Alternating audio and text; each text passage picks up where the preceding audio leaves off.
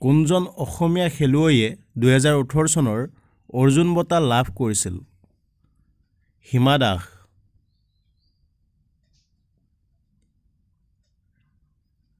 দাদা চাহেব ফাল্কে বঁটা লাভ কৰা প্ৰথম অসমীয়া ব্যক্তি কোন?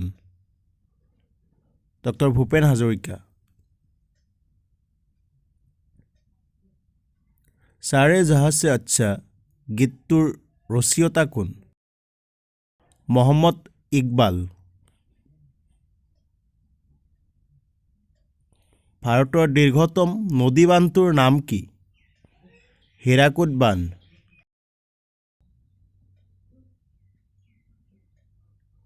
অসমত প্ৰথম গুণোৎসৱ কেতিয়া আৰম্ভ কৰা হৈছিল?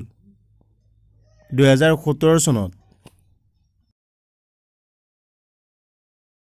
হিন্দী চিনেমাৰ প্ৰখ্যাত অভিনেতা ৰজনীকান্তৰ প্ৰকৃত নাম কি? শিৱাজী ৰাও গায়কৱাড। ভোগেশ্বৰ বৰুৱাৰ পিছত দৌৰত কোনগৰাকী দৌৰবিদে সফলতা লাভ কৰি অসমলৈ গৌৰৱ কঢ়িয়াই আনে?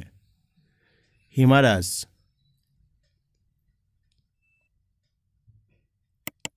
দাদা চাহেব ফাল্কে বঁটা লাভ কৰা প্ৰথম ব্যক্তিজন কোন? দেবিকা ৰাণী।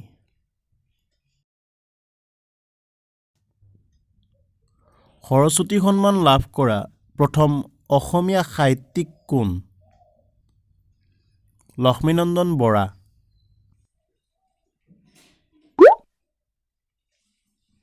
বৰ্তমান অসম সাহিত্য সভাৰ সভাপতি কোন? কুলধৰ শইকীয়া।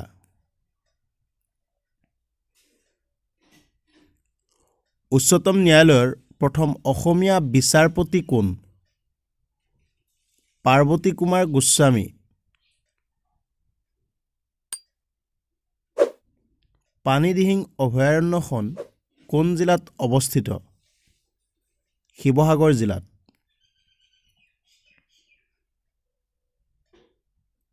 পদ্মশ্ৰী সন্মান লাভ কৰা প্ৰথম মহিলাগৰাকী কোন? নলিনীবালা দেৱী।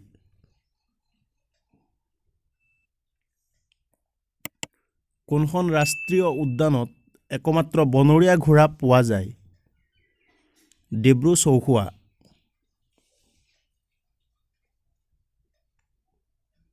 পূবৰ স্কটলেণ্ড বুলি কোনখন ঠাইক কোৱা হয়? শ্বিলং। ধন্যবাদ দৰ্শকসকল, ভিডিঅ'টো সম্পূৰ্ণ শেষলৈকে চোৱাৰ বাবে। যদি এই ভিডিঅ'টো ভাল পালে অনুগ্ৰহ কৰি মতামত আগবঢ়াই যেন আৰু লগতে শ্বেয়াৰ কৰি আমাক আৰু অধিক ভিডিঅ' বনোৱাত উৎসাহিত কৰে যেন। ধন্যবাদ।